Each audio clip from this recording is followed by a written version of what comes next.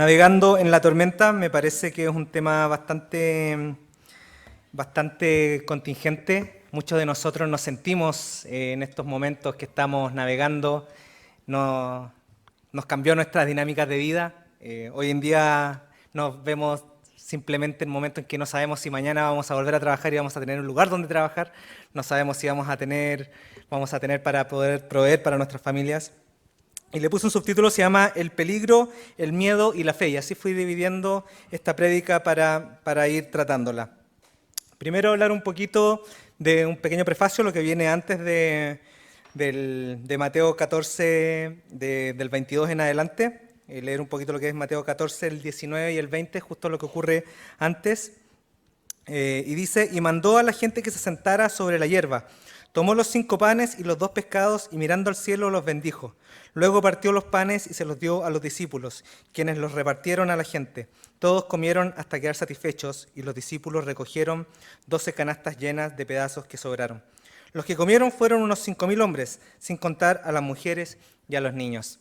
Este es el Jesús que se nos ha presentado toda la Biblia, ¿no es cierto?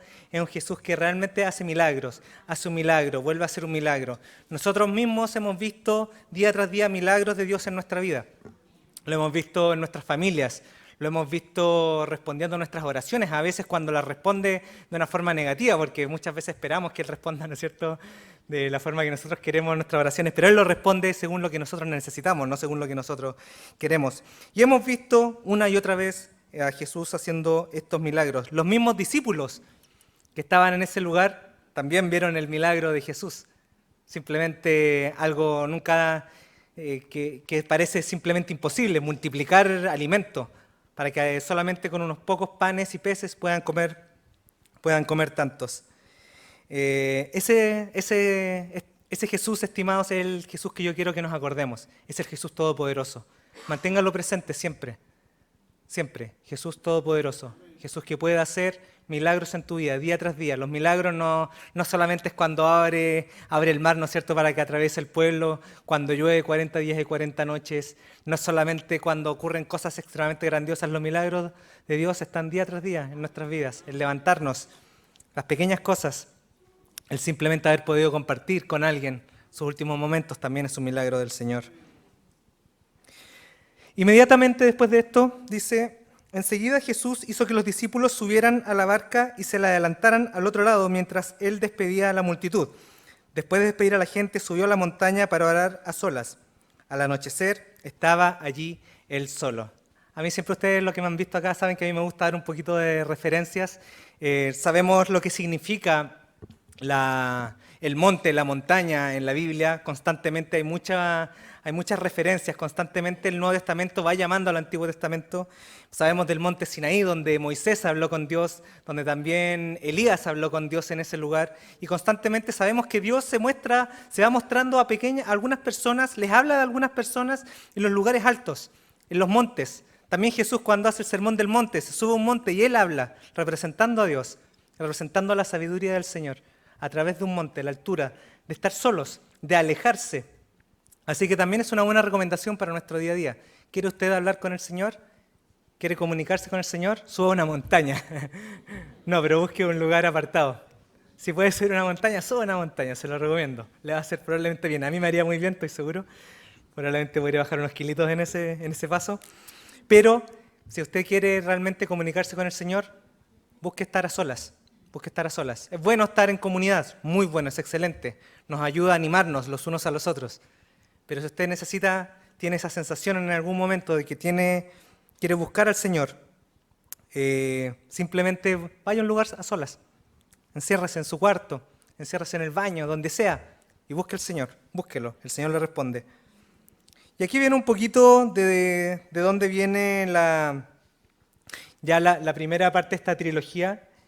Me salté, ahí está. Vamos a empezar a hablar del peligro sobre el cual se empiezan a enfrentar los discípulos, ¿ya? Y la barca estaba bastante lejos de la tierra. Estoy leyendo Mateo 14, el 24 al 26. Estoy leyendo una versión internacional, por si no le hace sentido con lo que está leyendo usted. Y la barca ya estaba bastante lejos de la tierra, zarandeada por las olas, por el viento, porque el viento le era contrario. En la madrugada Jesús se acercó a ellos caminando sobre el lago. Cuando los discípulos lo vieron caminando sobre el agua, quedaron aterrados. ¡Es un fantasma!, gritaron de miedo. Es interesante una vez más la referencia que hace el agua para aquellos que eran judíos en la época, significaba cosas muy malas, significaba generalmente, era una referencia a la muerte. El mar cuando se abre para que atraviese Moisés, ¿no es cierto?, con el pueblo, el mar se abre, después se cierra y el mar salva al pueblo, pero también le entrega muerte a quienes vienen atrás, a los egipcios, ¿no es cierto? También para Noé, cuando Noé está 40 días, 40 noches en la barca, es el agua la que viene y trae muerte, trae destrucción. Entonces tenemos que entender y ponernos en la mente de quién está escribiendo esto y quién lo está leyendo en su momento, cuando estamos hablando, quién lo está viviendo también. El agua significa algo muy malo. El agua es miedo. Ellos en ese momento están viendo peligro, ¿ya? Ahí está, el peligro. Están viendo mucho peligro para ellos. Dice, es un fantasma, gritaron. Yo digo, hoy en día, ¿cuál es el peligro que nosotros estamos viendo? Muchos de nosotros. Lo digo desde un punto de vista bastante personal, porque hoy en día, a lo mejor algunos de ustedes saben, yo con mi señora somos dueños de una pequeña empresa, una pequeña pyme, y hemos sido golpeados no saben hasta cuándo. Estamos en un momento para nosotros muy complejo, donde todos los meses ahora vamos a tener que tomar la decisión si que tenemos que echar gente o no tenemos que echar gente. Yo gano plata, no gano plata, en este momento me da lo mismo, pero siento el dolor en este momento y me siento el peligro de que mi empresa no pueda seguir el día de mañana. Y ese es el peligro que estamos sintiendo muchos de nosotros, que el día de mañana vamos a llegar y no vamos a tener un trabajo donde estar, donde nuestro lugar donde habitamos puede ser destruido. Ese es el peligro que estamos viviendo el día de hoy, ¿no es cierto? El peligro también de que mañana vamos a jubilar y no vamos a tener suficiente para poder vivir. Y es el peligro que vivimos hoy en la sociedad. Y ese peligro, lamentablemente, nos lleva a la siguiente parte de la trilogía, que es el miedo. Empezamos a vivir en un mundo lleno de miedos. Vivimos con mucho miedo. Yo, estimados, cuando el Señor me pidió que hablara este tema, me acuerdo que yo no quería porque decía, yo realmente tengo mucho miedo. Mucho, mucho miedo. Yo lloraba y le decía, Señor, ¿por qué? ¿Por qué, Señor? ¿Por qué me tienes en esta situación? Yo no quiero echar gente, no quiero. La verdad es que no quiero, Señor. No puedo mantenerlos. Si no puedo, no puedo. Así es la vida. ¿Pero por qué? Y sentía una aflicción gigantesca, una aflicción en mi corazón gigantesca. Y hermano, yo sé que muchos de ustedes en este momento están sintiendo esa aflicción. La están sintiendo. Prenden el televisor, ¿no es cierto? Empiezan a hacer un poco de zapping, caen en los canales de noticias y uno ya ni siquiera quiere ver las noticias. Y dice, vamos a ver qué está pasando en el canal de al lado. Porque caen las noticias y solamente ve destrucción, destrucción, destrucción. Y cuando vemos tanto, empezamos a caer en el miedo. Estimados hermanos, vivimos en un mundo que se maneja por el miedo. Es increíble, es increíble. Yo no lo podía creer. Yo no lo podía creer la forma en que hoy en día las redes sociales manejan el miedo. Como presidentes salen electos por miedo. Como se toman decisiones en muchos países en base al miedo. El miedo es lo que hoy en día está moviendo nuestro mundo. Es increíble, hermano. Hoy en día la gente tiene tanto miedo, que no está gastando su dinero. Y eso mismo, que no hace que gaste su dinero, hace que la economía empiece a entrar en una recesión. Perdón por la clase de economía, también aprovechando ya que estamos en este lugar. Pero a pesar de que la cosa está mal, nos da la sensación de que está peor. Y entramos en un ciclo de miedo, y al final es el miedo el que nos empieza a hundir mucho más de lo que estamos. No es solamente el peligro existe, el peligro está. Todos los días nosotros tenemos el peligro de poder perder nuestros trabajos, de que tengamos un accidente, de que algo le pasa a nuestros hijos, de que algo le pasa a nuestros padres. Todos los días existe el peligro está latente todos los días. Hoy es más, es verdad, hoy tenemos más peligro, pero el miedo empieza a potenciar todo eso y lo potencia de una forma terrible. Ustedes se meten a las redes sociales y la gente le empieza a tirar, vamos a entrar en recesión, nos vamos a quedar todos sin trabajo, que el 10%, que el 15% de desempleo, y en ese miedo estamos cada uno de nosotros. Y yo realmente me daba cuenta, miraba a mi empresa y decía, Señor, realmente yo estoy en un miedo que yo cerraría ahora, enseguida, y despediría a todo el mundo, porque tengo demasiado miedo, tengo mucho miedo. Y el Señor mismo me empieza a traer esa calma, esa paz, ¿no es cierto?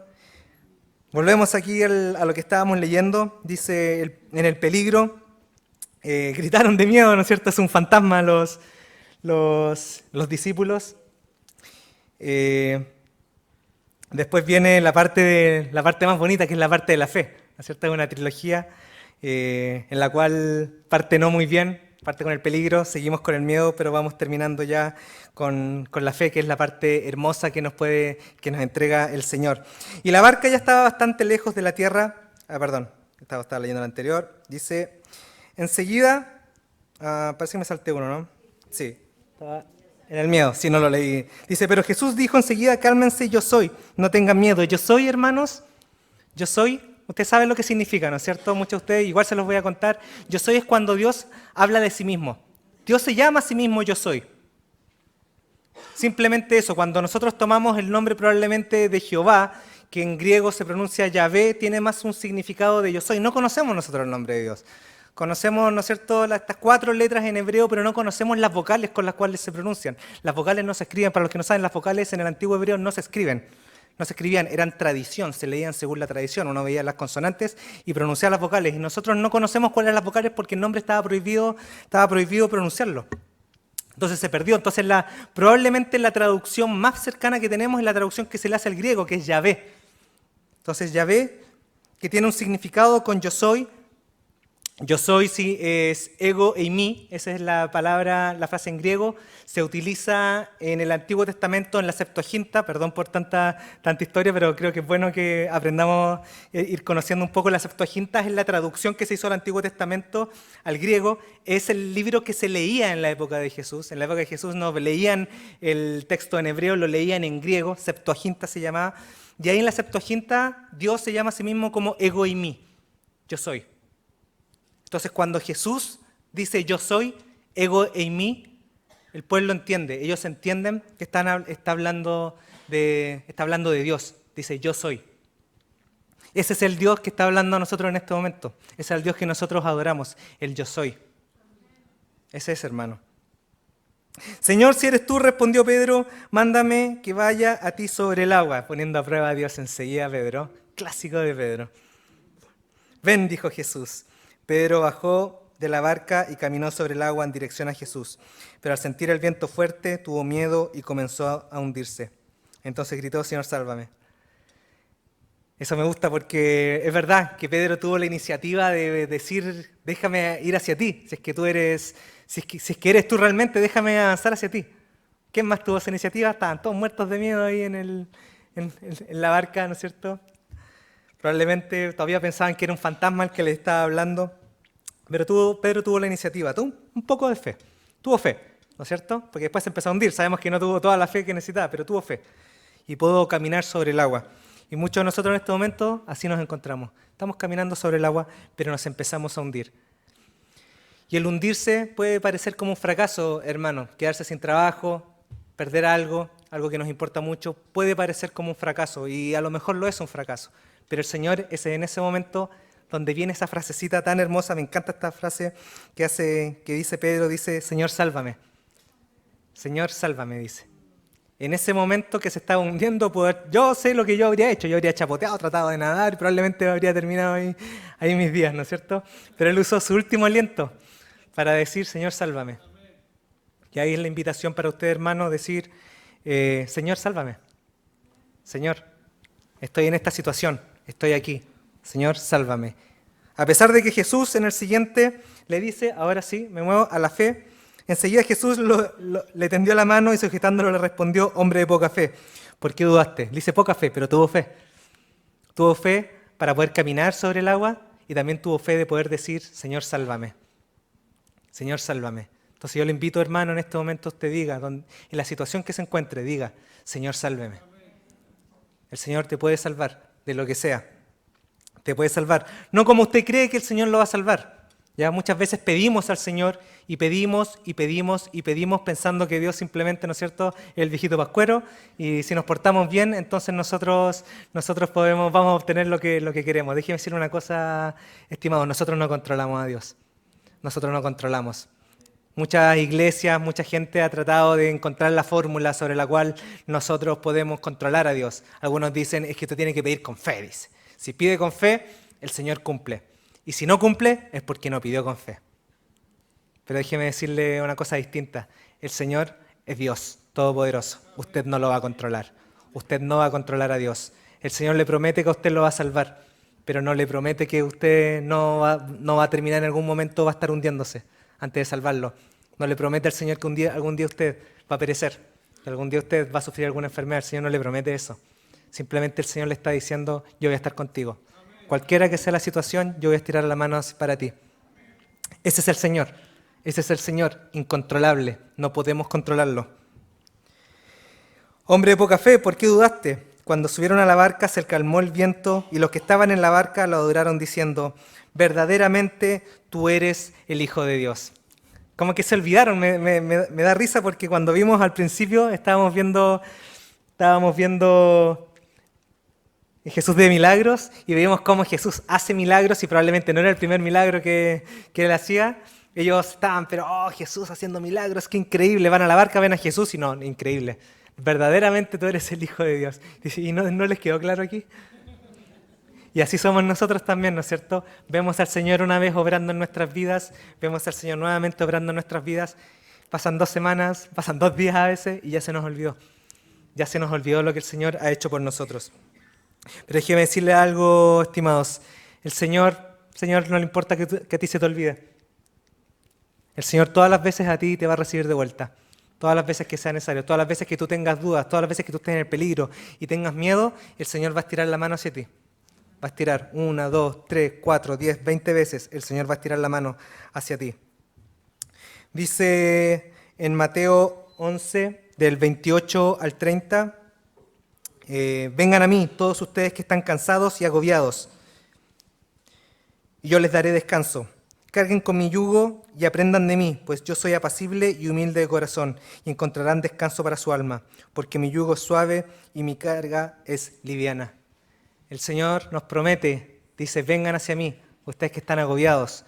Cuando yo leía esto, pucha que estaba agobiado. No se imaginan cómo lloraba frente al Señor. Le decía, Señor, ¿por qué? ¿Por qué, Señor? ¿Por qué? Pero el Señor promete esa calma. Y yo descansaba. Para mí siempre una de mis interacciones con el Señor es cuando estoy muy agobiado, oro, lloro, duermo, despierto y el amanecer, ni siquiera el amanecer, a veces una siesta en la mitad de la tarde, un día martes, horario de trabajo, no. Pero una siesta así un día sábado, un día domingo, despierto y me siento mucho mejor. Y siento la respuesta del Señor, siento que el Señor toma mi corazón y lo calma. Porque lloré hacia Él, porque le entregué mis miedos. Le digo, no es no tener miedo, es entregar esos miedos al Señor y decir al final, Señor, sálvame. No sé si alguien habría podido terminar de caminar hasta Jesús. Yo a veces me pregunto eso, digo, si no fuera Pedro, algún otro discípulo, alguna otra persona en el Antiguo Testamento, ¿habría alcanzado a llegar hasta Jesús? A lo mejor no. A lo mejor lo que realmente quería Jesús es que dijéramos, Señor, sálvame. Señor, sálvame. Y eso es lo que nosotros nos promete el Señor, salvarnos. Eso es lo que nos promete, la salvación eterna, la salvación de nuestra alma. La salvación también en la tierra. A veces los cristianos nos pensamos solamente en el cielo, pero también en este lugar nos entrega salvación, nos entrega ayuda, entrega paz a nuestro corazón. No vinimos solo a sufrir. Hay gente que cree que sí, que el cristiano tiene que sufrir, pero no vinimos solo a sufrir. Tampoco significa que solo tenemos que estar bien en todo momento y que si no estás bien no eres cristiano. No es así, hermano. Sufrir hace parte de ser cristiano. Esa es la vida. El sufrimiento hace parte. Quiero ir terminando. Ustedes saben que yo predico cortito, ¿no es cierto? Amén, ¿no es cierto, Grito? ¿Qué tal, hermano? Quiero ir terminando para compartirles un salmo que me gustó mucho, habla mucho de lo que estamos hablando. Lo puse ahí, la angustia del salmista. El Salmo 55 lo puede leer completo en su casa. Es muy interesante. Voy a leer del 1 al 8 y después solamente el cierre en el 22. Tiene un versículo más, pero voy a leer solo el 22. Y dice, escucha, oh Dios, mi oración, no pases por alto mi súplica. Óyeme y respóndeme, porque mis angustias me perturban. Me aterran las amenazas del enemigo y la opresión de los impíos, pues me causan sufrimiento y en su enojo me insultan. Se me estremece el corazón dentro del pecho y me invade un pánico mortal. Temblando estoy de miedo, sobrecogido estoy de terror. Cómo quisiera tener las alas de una paloma y volar hasta encontrar reposo. Me iría muy lejos de aquí. Me quedaría a vivir en el desierto. Presuroso volaría a mi refugio para librarme del viento borrascoso y de la tempestad. Así nos sentimos muchos de nosotros. Yo sé que así cuando leía esto, yo decía, ese soy yo, ese soy yo. Así me siento yo, decía. Así se sentía muchas veces el salmista, los salmistas, porque fueron formados en salmistas. Así se sentían. Estas son canciones, esto es poesía que le están escribiendo al Señor. Señor, así me siento. Señor, me estoy angustiado. Señor, libérame. Señor, mi enemigo. Señor, por favor, Señor. Y así nos sentimos. Y termina el Salmo 55 en el 22, termina el 23, pero el 22 dice, encomienda al Señor tus afanes y Él te sostendrá. No permitirá que el justo caiga y quede abatido para siempre. Lo importante es que no termina en el caiga, dice, porque sería bonito, dice, encomienda al Señor tus afanes y Él te sostendrá. No permitirá que el justo caiga, punto. Sería bonito hasta ahí, ¿no es cierto? Sabemos que no vamos a caer nunca, pero Él continúa y dice, no permitirá que el justo caiga y quede abatido para siempre. Significa que el Señor no te promete que no vas a caer. Vas a caer 1, 2, 3, 4 veces. Muchas veces vas a caer. Inevitablemente vas a estar cayendo. Lo que el Señor te promete es que no te va a dejar ahí para siempre.